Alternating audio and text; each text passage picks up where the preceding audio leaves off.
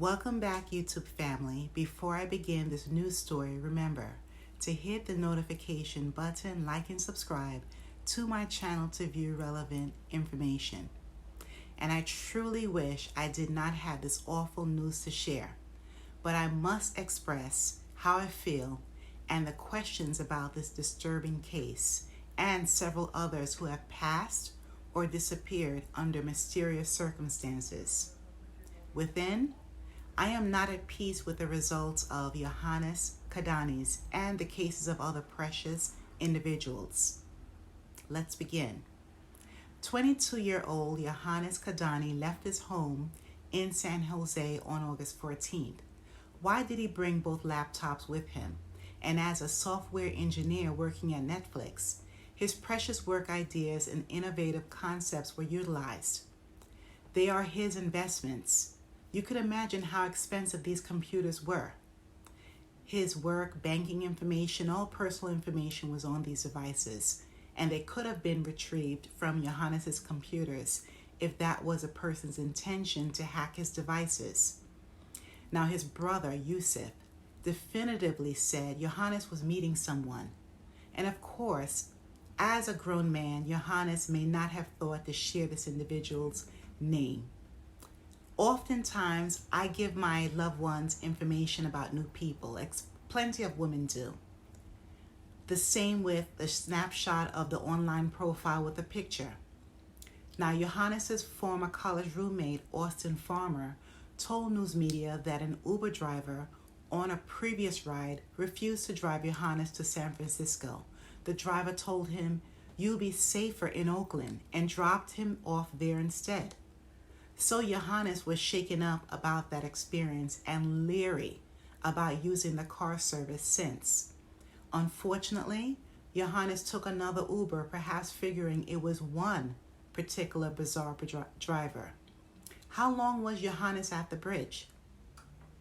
And I wondered, are there areas on the Golden Gate Bridge without cameras or blind spots?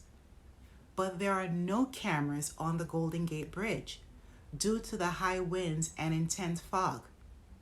There is HD motion live webcam at the Welcome Center.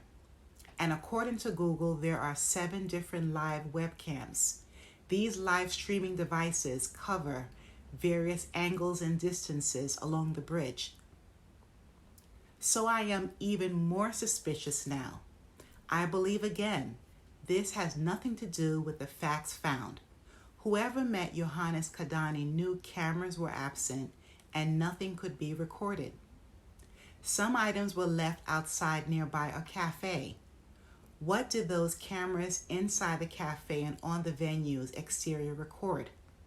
Also, some of his items were left right outside near the bridge. Who placed his phones at the cafe and his backpack in a different location? And anyone watching this video needs to be extra cautious of this landmark and others that do not have cameras. This is crucial.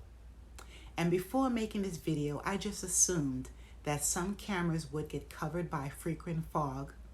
I thought, in these modern times, using advanced technology, that should not be extremely challenging to get images. Experts can utilize new tech strategies to capture relevant data, but live streaming means no recording. There are hundreds of people there daily, even thousands. Who saw Yohanes at the Golden Gate Bridge Welcome Center?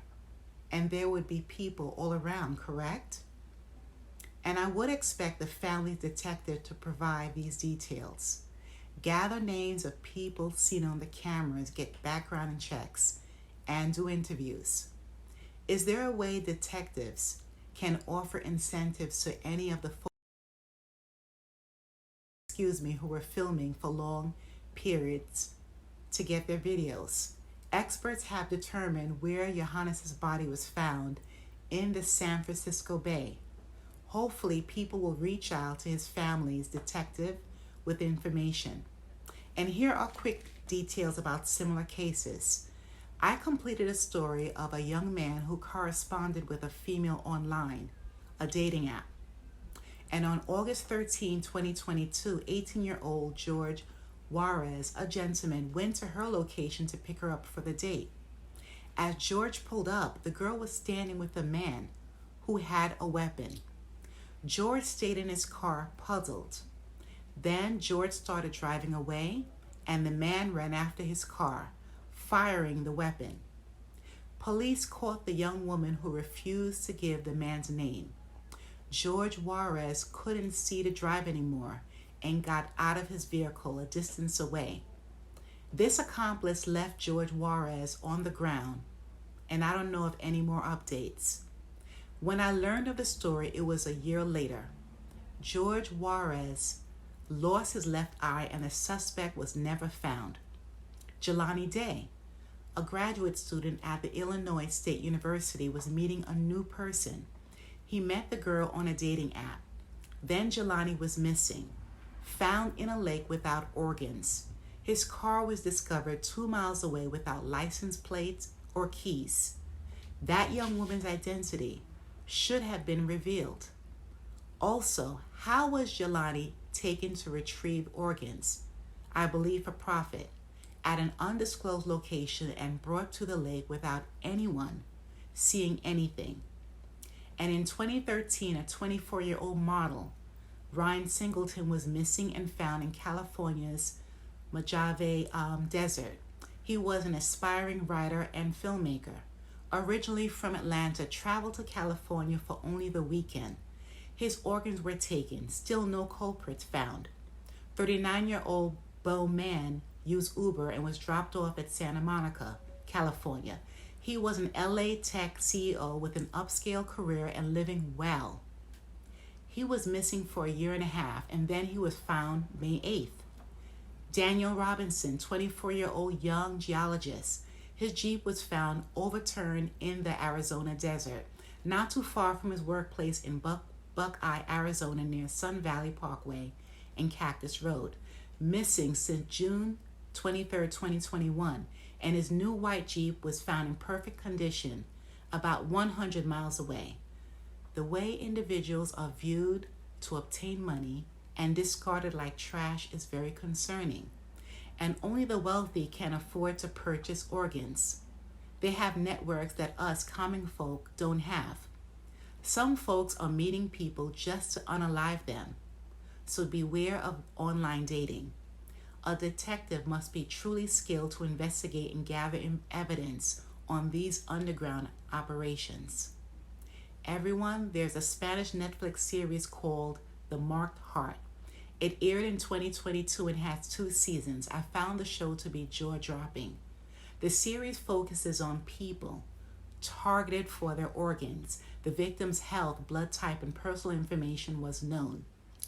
You would be amazed of the hospital staff who were participating and getting extra funds in the black market plots. It is a very realistic Netflix series, but you must use subtitles if you don't speak Spanish. Everyone, take the time to be safe in public places. In the past was, for my thoughts, I thought, oh, this is a great location, lots of people, good views. But not if you meet the person for the first time. There's no cameras. Back to Yohanes. We don't know if this was a first date or where Yohanes met this person. Yohanes was living in California for only 2 weeks.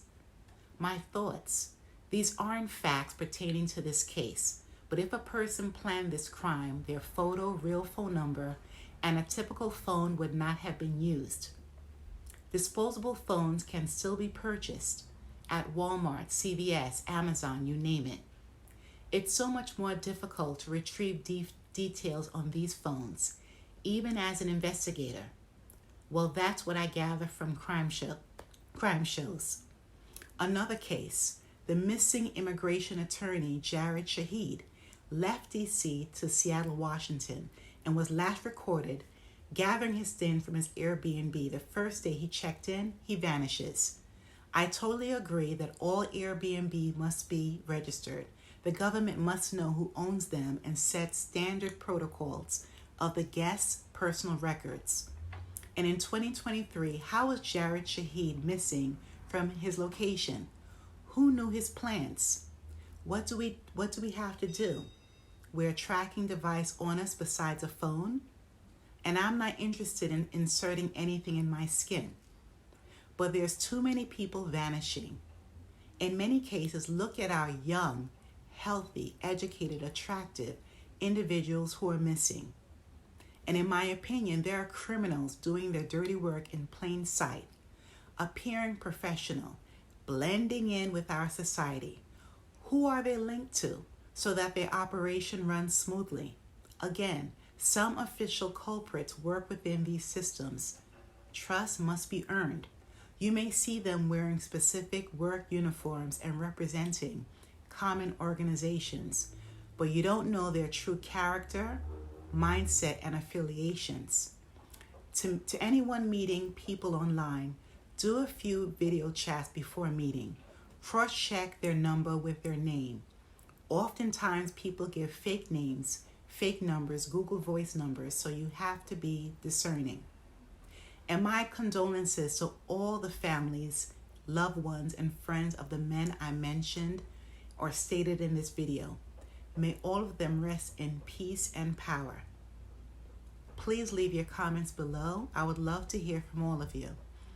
And remember to hit the notification button, like and subscribe to my channel. Thanks a million, and stay safe wherever you are.